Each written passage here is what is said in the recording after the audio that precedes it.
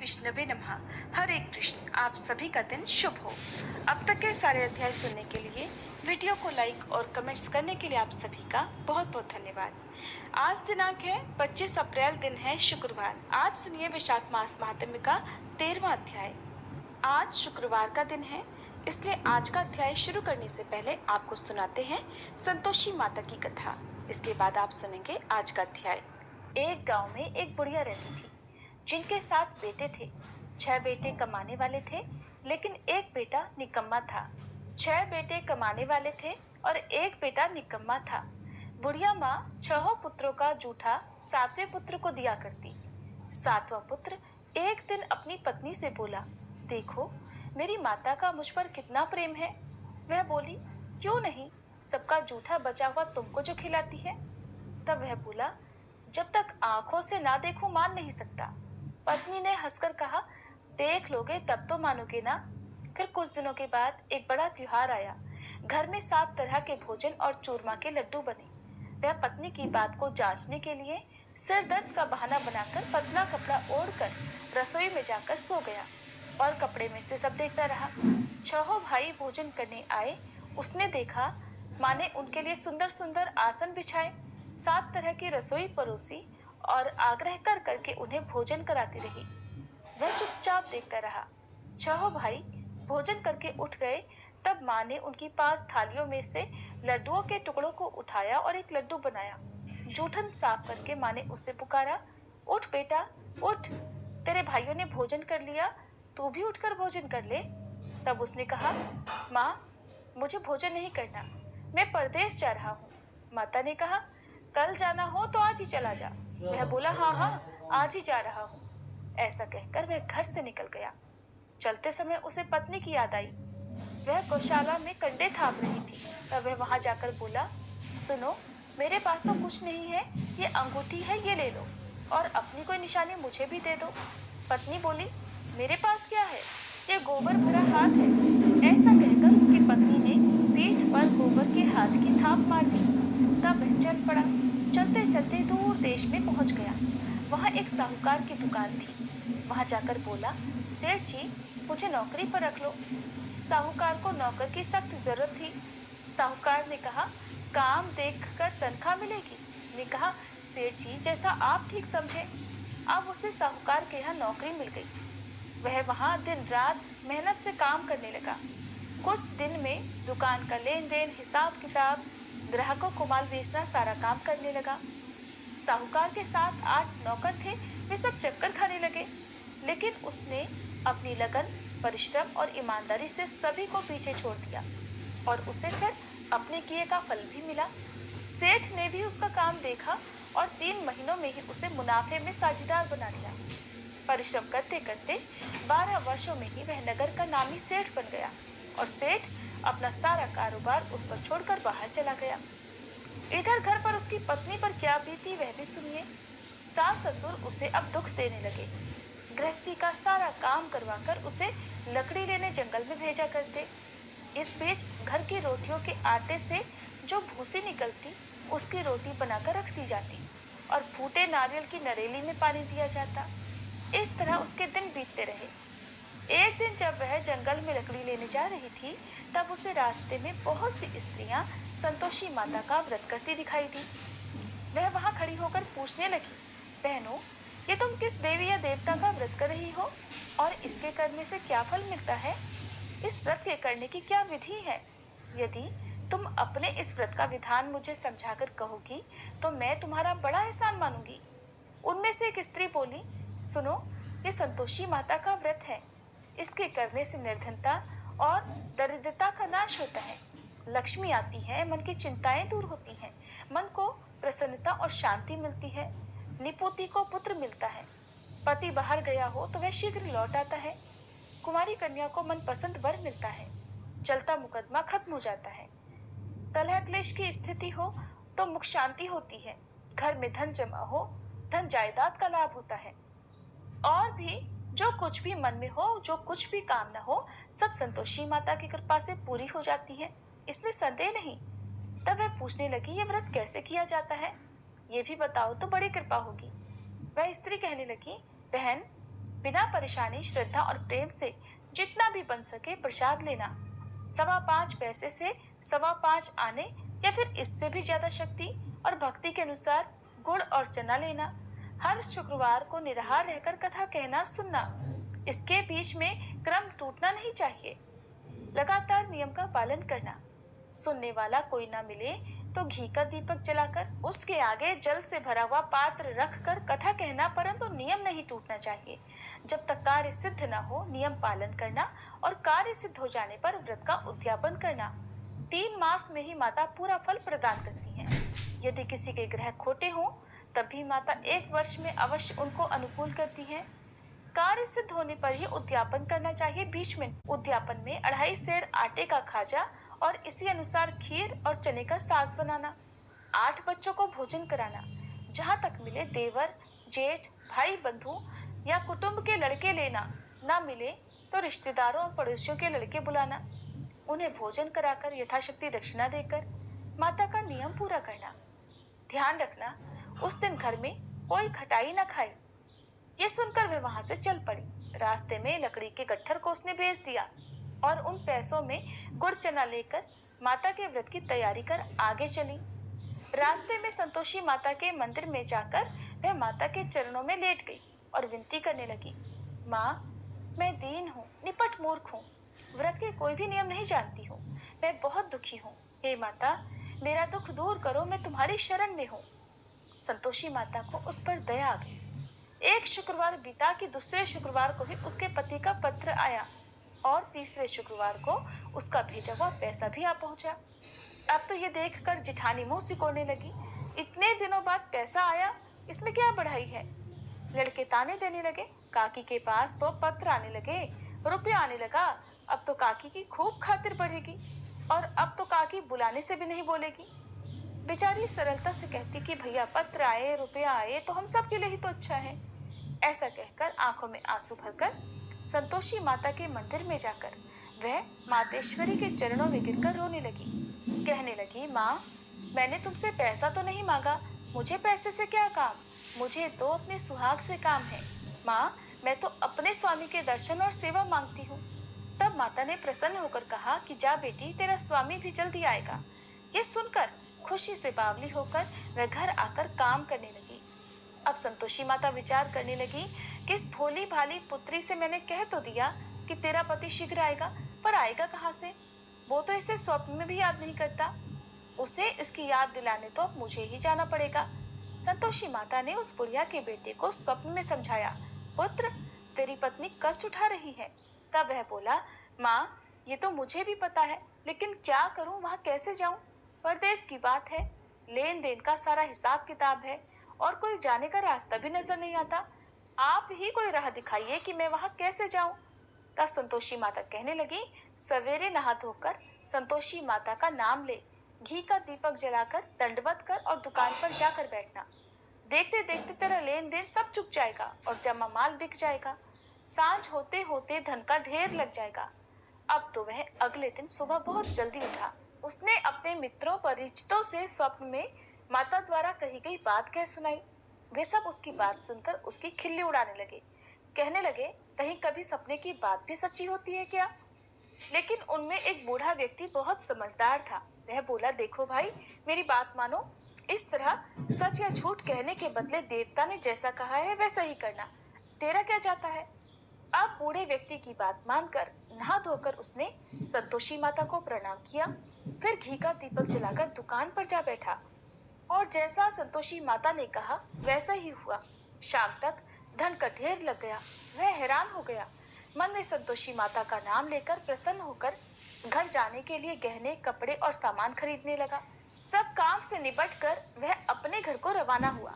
उधर उसकी पत्नी जंगल में लकड़ी लेने गई थी। लौटते समय थक जाने के कारण वह संतोषी माता के मंदिर पर विश्राम करने बैठ गई। ये तो उसका रोज रुकने का स्थान था। तब धूल उड़ती देखकर उसने माता से पूछा, हे माते, ये धूल कैसे उड़ रही है? संतोषी माता ने कहा, पुत्री, ये देख, तेरा पति आ रहा है। अब तू ऐसा कर, लकड़ियों के 3 बोझ बना, एक नदी के किनारे रख, दूसरा मेरे मंदिर पर और तीसरा अपने सिर पर रख। तेरे पति को लकड़ी का गट्ठर देखकर मोह पैदा होगा। ये वहां पर रुकेगा, नाश्ता पानी करके माँ से मिलने जाएगा। तो लकड़ी का गट्ठर उठाकर जाना और बीच चौक में गट्ठर डालकर 3 आवाजें जोर से लगाना। लो सासू जी, लकड़ियों का गट्ठर लो, भूसी की रोटी दो, नारियल के खोपरे में पानी दो, और आज कौन मेहमान आया है। संतोषी माता की बात सुनकर वह बहुत अच्छा माँ कहकर प्रसन्न मन से लकड़ियों की 3 गट्ठर बना लाई। एक नदी के तट पर, दूसरा माता के मंदिर पर रखा। इतने में ही मुसाफिर वहां आ पहुंचा। सूखी लकड़ी देखकर उसको इच्छा हुई कि अब यही विश्राम कर ले और भोजन बनाकर खा पी कर फिर गांव को चले। इस प्रकार भोजन करके विश्राम कर वह अपने गांव में आ गया। उसी समय बहू सिर पर लकड़ी का गट्ठर लिए आई। उसने गट्ठर को आंगन में डाला, जोर से 3 आवाजें लगाई। लो सासू जी, लकड़ी का गट्ठर लो, भूसी की रोटी दो, नारियल के खोपरे में पानी दो, आज कौन मेहमान आया है। ये सुनकर सास ने अपने दिए हुए कष्टों को भुलाने के लिए कहा, बहू तू ऐसा क्यों कह रही है, तेरा पति ही तो आया है, आ बैठ, मीठा भात खाकर कपड़े गहने पहन। पत्नी की आवाज सुनकर उसका पति बाहर आया। फिर उसके हाथ में पहनी अंगूठी देखकर और उसकी दशा देखकर वह व्याकुल हो गया। उसने माँ से पूछा, माँ ये कौन है। माँ बोली, बेटा तेरी ही तो पत्नी है, आज 12 वर्ष हो गए हैं। जब से तू गया है तब से सारे गांव में जानवर की तरह भटकती फिरती है, काम काज कुछ करती नहीं, 4 समय आकर खा जाती है।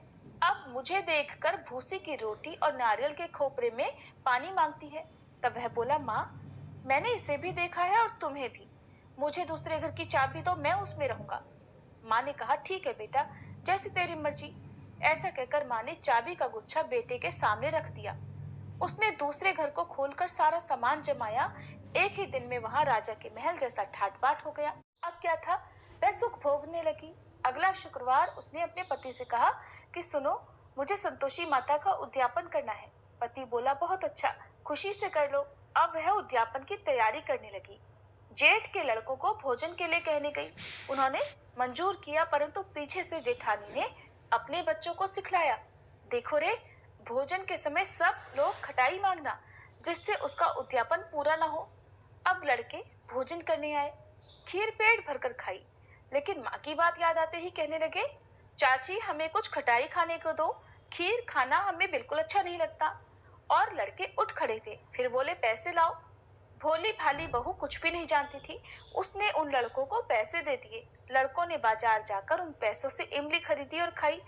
ये सब देखकर अब बहू पर संतोषी माता का कोप हुआ। राजा के दूत उसके पति को पकड़कर ले गए।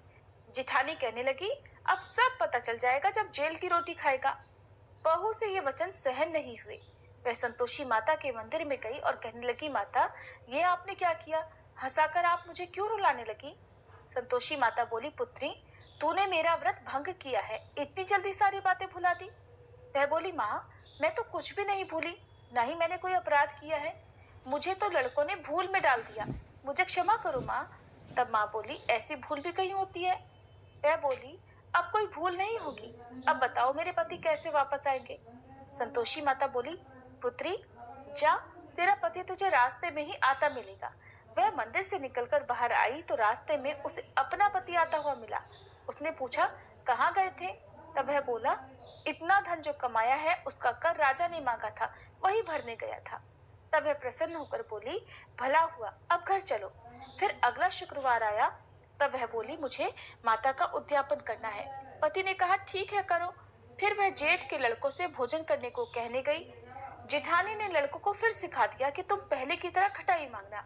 अब की बार लड़के भोजन करने बैठे, लेकिन भोजन करने से पहले ही कहने लगे, हमें खीर पूरी अच्छी नहीं लगती, जी घबराता है, कुछ खटाई खाने को दो। तब वह बोली, खटाई तो खाने को नहीं मिलेगी, खाना हो तो खाओ।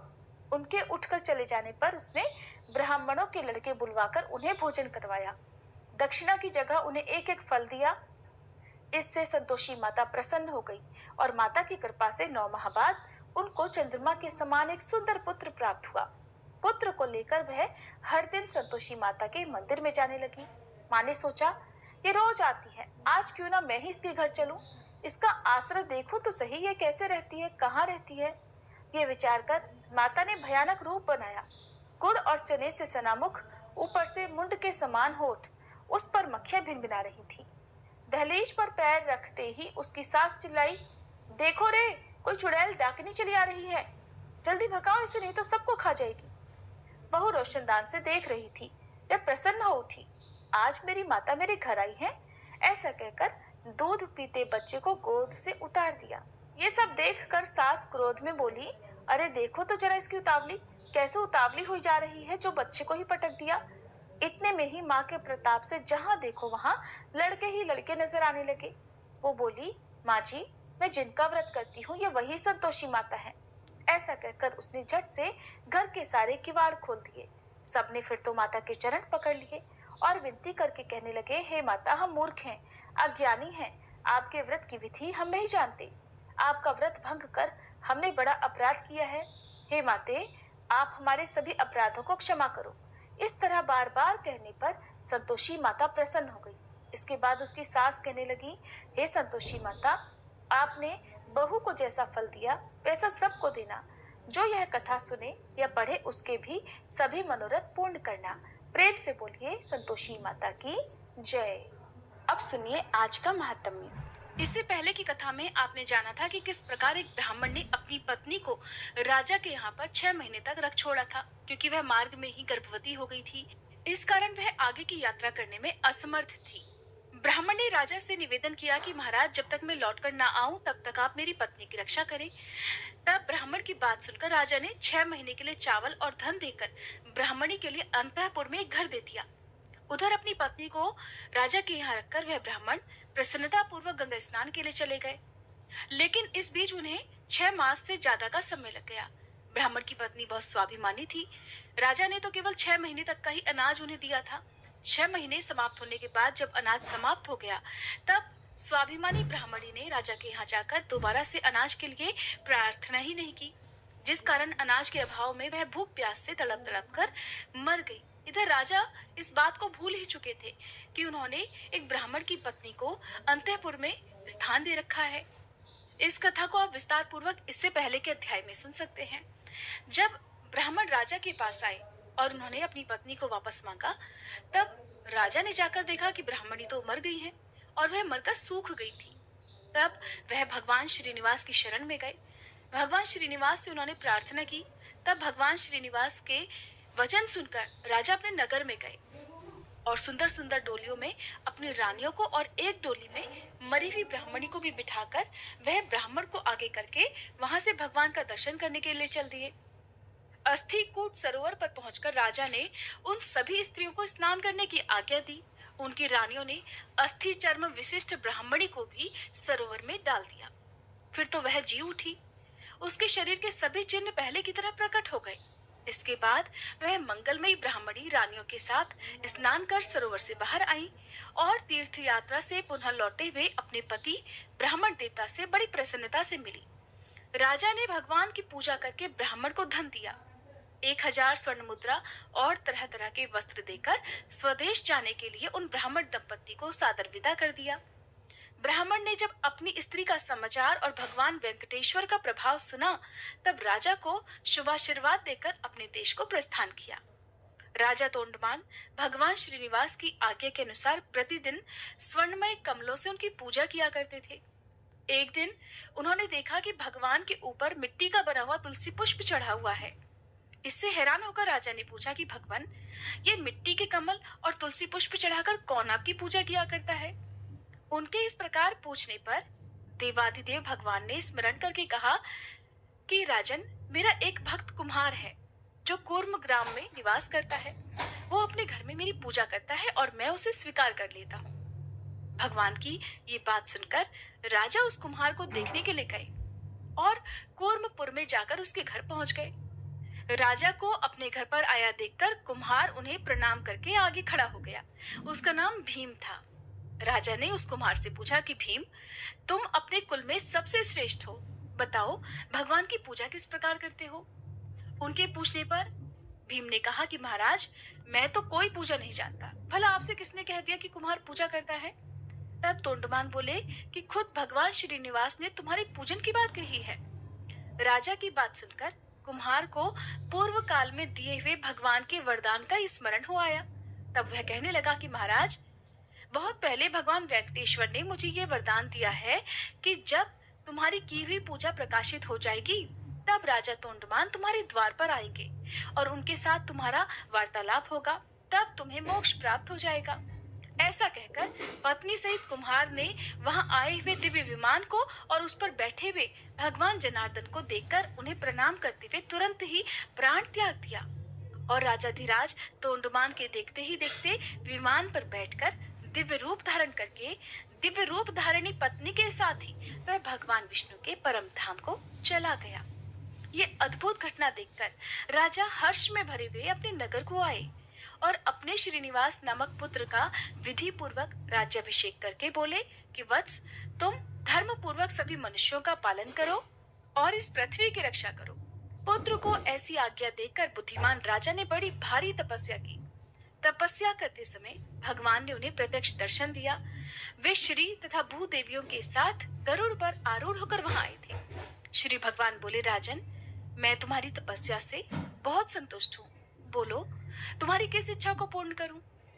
देवाधिदेव भगवान के ऐसा कहने पर सम्राट तोंडमान अत्यंत प्रसन्न होकर हाथ जोड़कर गदगद वाणी में बोले, माधव, मैं आपके जरा मृत्यु रहित धाम में निवास करना चाहता हूँ। बस मुझे यही मनोवांछित वरदान दे दीजिए। ऐसा कहकर राजा भगवान के समीप ही पृथ्वी पर साष्टांग पड़ गए और शरीर त्याग कर विमान पर जा बैठे। उस समय गंधर्वगण उनकी स्तुति कर रहे थे। राजा भगवान विष्णु का सारूप्य प्राप्त करके शोक मोह रहित, जरा मरण वर्जित तथा पुनरावृत्ति शून्य वैकुंठ धाम को चले गए, अर्थात उन्हें मोक्ष मिल गया। श्री सूत जी कहते हैं, देवादिदेव भगवान वराह के द्वारा कहे हुए इस भविष्य प्रसंग को जो कोई भी सुनता है तथा पुण्यमयी पुराण कथा का भक्ति पूर्वक पाठ करता है, वह सब कामनाओं को भोग कर अंत में भगवान विष्णु के परम पद को प्राप्त हो जाता है। श्री सूत जी कहते हैं, महर्षियों, अब मैं श्री स्वामी पुष्करणी के महात्म्य का प्रतिपादन करने वाला इतिहास कहता हूँ, जो इसे पढ़ने वाले और सुनने वालों के पापों का भी नाश करने वाला है। अभिमन्यु के पुत्र राजा परीक्षित धर्म के अनुसार इस पृथ्वी का पालन करते हुए हस्तिनापुर में रहा करते थे। एक समय वे मृगया में अनुरक्त होकर वन में घूम रहे थे। उस समय उनकी अवस्था 60 वर्ष की हो गई थी। भूख प्यास से पीड़ित थे। घूमते घूमते उन्होंने एक ध्यान मग्न मुनि को देखकर पूछा, मुने, मैंने इस समय वन में अपने बाण से एक मृग को घायल किया है। वह भय से कातर होकर कहीं भाग गया है। क्या आपने उसे देखा है? मुनि की समाधि लग गई थी। उन्होंने मौन रहने का व्रत भी ले लिया था। इस कारण मुनि ने राजा को कोई भी उत्तर नहीं दिया। तब राजा ने क्रोधित होकर एक मरे हुए सांप को धनुष से उठाकर मुनि के कंधे पर रख दिया और अपने नगर को चले गए। मुनि के एक पुत्र था जिसका नाम श्रृंगी रखा गया था। श्रृंगी के कृष्ण नाम वाला कोई द्विज श्रेष्ठ मित्र था। उसने विवाद में अपने मित्र श्रृंगी से व्यंग्य पूर्वक कहा कि सखे, तुम्हारे पिता इस समय मरा हुआ सांप कंधे पर ढो रहे हैं। तुम बहुत घमंड मत दिखाया करो और मेरे आगे ये व्यर्थ क्रोध भी मत किया करो। ये सुनकर श्रृंगी कुपित हो गया और शाप देते हुए बोला कि जिस मूर्ख मनुष्य ने मेरे पिता के कंधे पर मरा हुआ ये सांप रखा है, वो 7वें दिन तक्षक नाग के काटने पर मृत्यु को प्राप्त हो जाएगा। इस प्रकार उस मुनि कुमार ने उत्तरानंदन परीक्षित को शाप दे डाला। उसके पिता शमीक मुनि ने जब ये सुना कि मेरे पुत्र ने राजा को शाप दे डाला है, तब वे हैरान होते हुए अपने पुत्र से बोले, अरे, समस्त लोगों की रक्षा करने वाले राजा को तूने शाप क्यों दे दिया? राजा के न रहने पर हम लोग संसार में सुखपूर्वक भला कैसे रह सकेंगे? क्रोध से पाप होता है और दया से सुख मिलता है। जो मनुष्य मन में आए हुए क्रोध को क्षमा से शांत कर देता है, वह इस लोक और परलोक में भी सुख का भागी होता है। क्षमा युक्त मनुष्य ही उत्तम श्रेय प्राप्त करते हैं।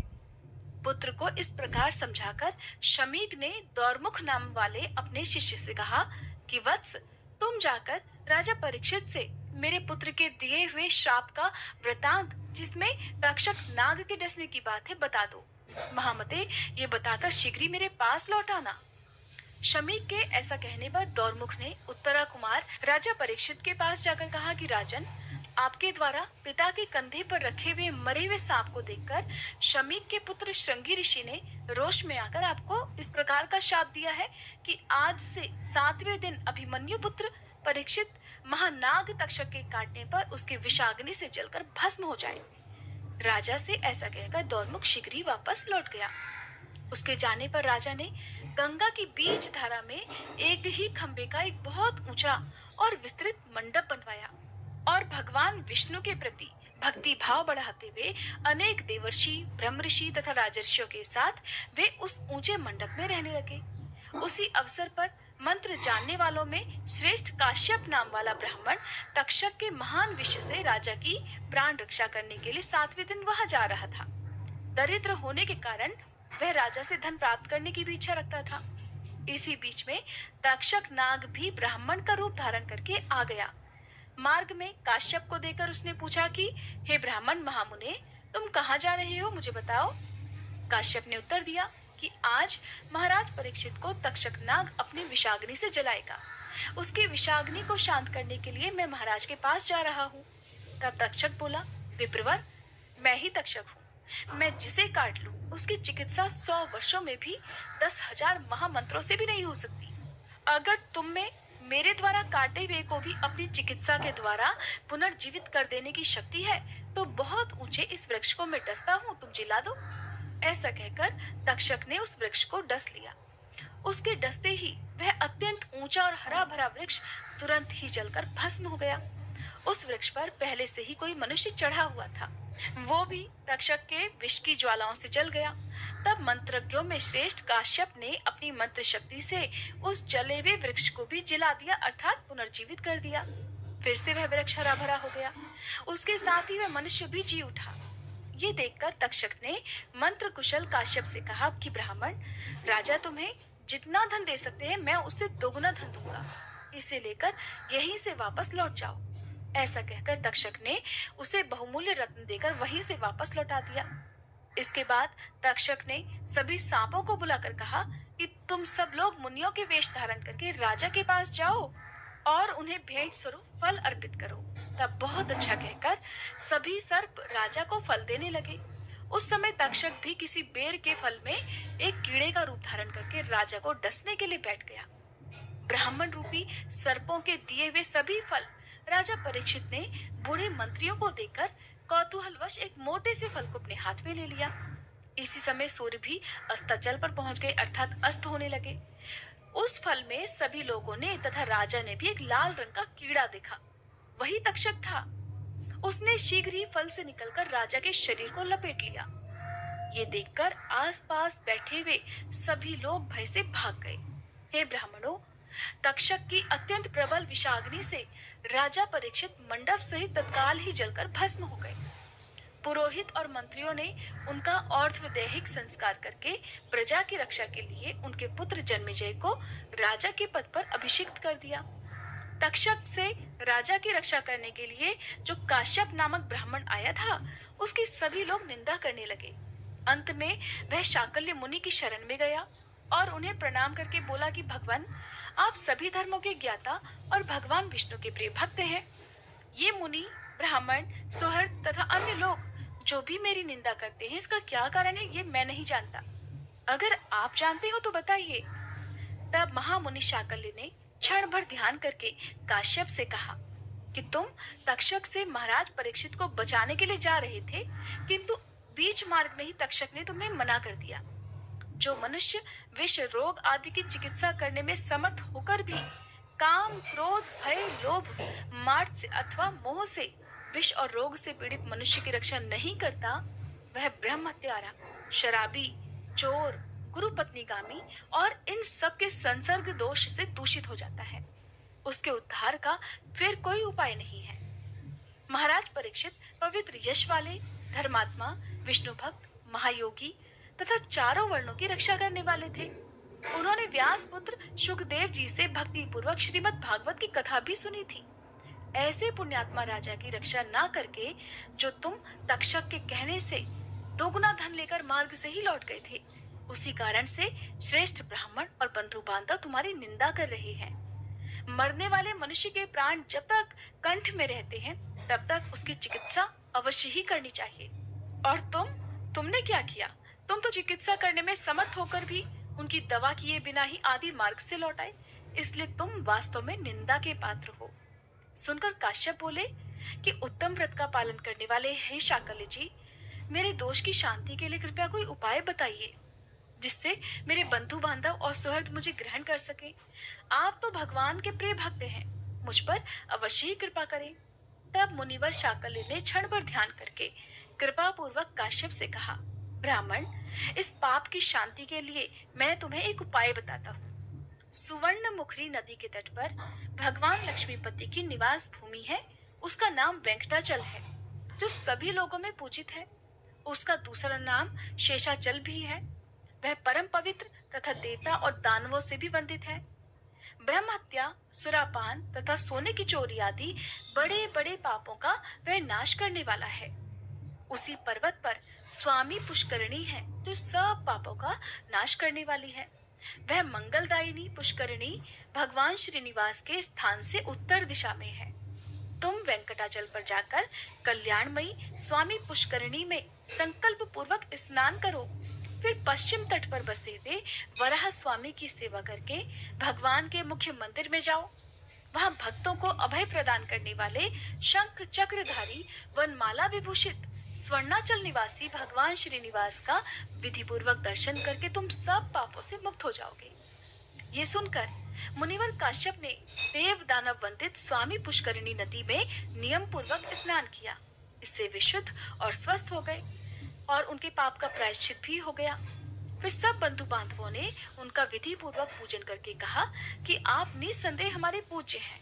ब्राह्मणों, इस प्रकार मैंने आप लोगों से वेंकटाचल की महिमा का वर्णन किया है। जो मनुष्य भक्ति पूर्वक इसे सुनता है वह विष्णु लोक में प्रतिष्ठित होता है। हरे कृष्ण। इसके आगे की कथा आप सभी कल की वीडियो में सुनिएगा। अब सुनिए श्री विष्णु चालीसा पाठ, आरती और क्षमा प्रार्थना। श्री विष्णु चालीसा पाठ। विष्णु सुनिए विनय सेवक की चितलाए, कीरत कुछ वर्णन करूं दीजे ज्ञान बताए। नमो विष्णु भगवान खरारी, कष्ट न शावन अखिल बिहारी। प्रबल जगत में शक्ति तुम्हारी, त्रिभुवन फैल रही उजियारी।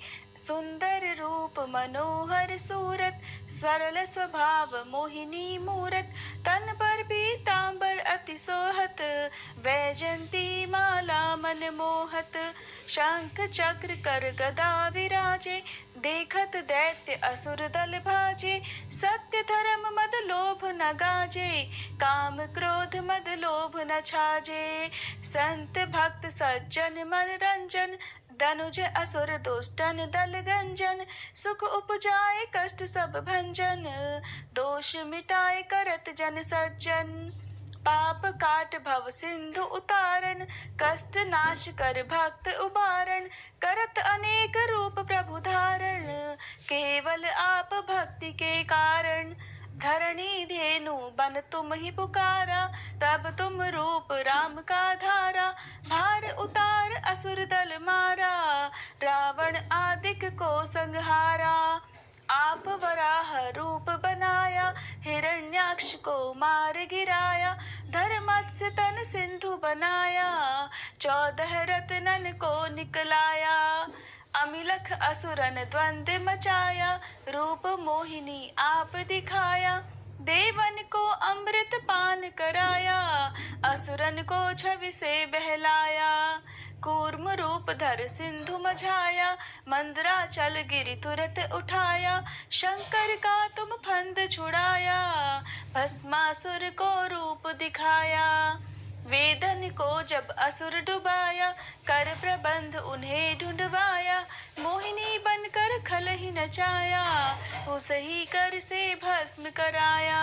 असुर जलंधर अति बलदाई, शंकर से उनकी लड़ाई। हार पार शिव शकल बनाई, कीन सती से छल खल जाई। सुमिरन कीन तुम्हें शिव रानी, बतलाई सब विपत कहानी। तब तुम बने मुनीश्वर ज्ञानी, वृंदा की सब सुरति भुलानी। देखत तीन दनुज शैतानी, वृंदा आए तुम्हें लपटानी। हो स्पर्श धर्म क्षति मानी, हना असुर उर शिव शैतानी। तुमने ध्रुव प्रहलाद उबारे, हिरणाकुश आदिक खल मारे। गणिका और अजामिल तारे, बहुत भक्त भव सिंधु उतारे। हरहु सकल संताप हमारे, कृपा करहु हरि सिरजनहारे। देखहु मैं निज दर्श तुम्हारे, दीन बंधु भक्तन हितकारे। चाहता आपका सेवक दर्शन, करहु दया अपनी मधुसूदन। जानु नहीं योग्य जब पूजन, होए यज्ञ स्तुति अनुमोदन। शील दया संतोष सुलक्षण, विदित नहीं व्रत बोध विलक्षण। करहु आपका किस विधि पूजन, कुमति विलोक होत दुख भीषण। करहु प्रणाम कौन विधि सुमिरन, कौन भांति मैं करहु समर्पण। सुर नर मुनि करत सदा शिवकाई, हर्षित रहत परम गति पाई। दीन दुखिन पर सदा सहाई, निज जन जान लेव अपनाई। पाप दोष संताप नशायो, भव बंधन से मुक्त कराओ। सुत संपत्ति दे सुख उपजाओ, निज चरणन का दास बनाओ। निगम सदा ये विनय सुनावे, पढ़े सुने जो जन सुख पावे। प्रिय श्रोताओ, आइए अब हम सब मिलकर भगवान श्री लक्ष्मी नारायण जी से क्षमा प्रार्थना करें। हे सच्चिदानंद परम करुणामय भगवान विष्णु, हे लक्ष्मी नारायण भगवान, आप सबके अंतःकरण में वास करने वाले सर्वज्ञ, सर्वशक्तिमान और अनंत दयालु हैं। मैं आपकी इस अज्ञानमय बालिका ने जीवन के पथ पर चलते हुए अनगिनत बार अपने विचारों, वचनों और कर्मों से जाने अनजाने पाप, त्रुटियां और अपराध किए हैं। हे प्रभु, कभी किसी के साथ कटु व्यवहार किया, कभी अहंकार में कुछ ऐसा बोल गई जो आपकी मर्यादाओं के विरुद्ध था। कभी क्रोध आया, कभी मोह ने भरमाया और कभी लोभ ने मुझे आपके पथ से डगमगाया। परंतु प्रभु, आप तो क्षमाशील हैं। आप तो उसी को उठाते हैं जो गिर गया हो, उसी को थामते हैं जो भटक गया हो। हे श्री हरि, मैं स्वीकार करती हूँ कि मेरी बुद्धि संकीर्ण है, मन चंचल है, इंद्रियां आकर्षणों में बहक जाती हैं, परंतु मेरा हृदय बार बार आपके श्री चरणों की ओर ही लौट आता है। हे प्रभु, मैं आपकी शरण में हूँ। आपके बिना मेरा कोई सहारा नहीं, कोई गति नहीं। मुझ में यदि कोई गुण है तो वह आपके चरणों की भक्ति है। मुझ में यदि कोई शक्ति है तो वह आपके नाम का स्मरण है। आपकी कृपा के बिना मैं कुछ भी नहीं। इसलिए हे करुणा सिंधु, कृपया मुझ पर दृष्टि डालिए, मेरे समस्त पापों को क्षमा कर दीजिए। मुझे अपनी भक्ति में दृढ़ बनाइए और अपने प्रेम में बांध लीजिए। मैं न योग जानती हूँ, न यज्ञ, न तप, न व्रत। मैं तो केवल एक बात जानती हूँ कि आप मेरे हैं और मैं आपकी हूँ। यही संबंध मेरी आत्मा की अंतिम पहचान है। सभी प्रेम से बोलिए श्री कृष्ण भगवान की जय, श्री विष्णु भगवान की जय।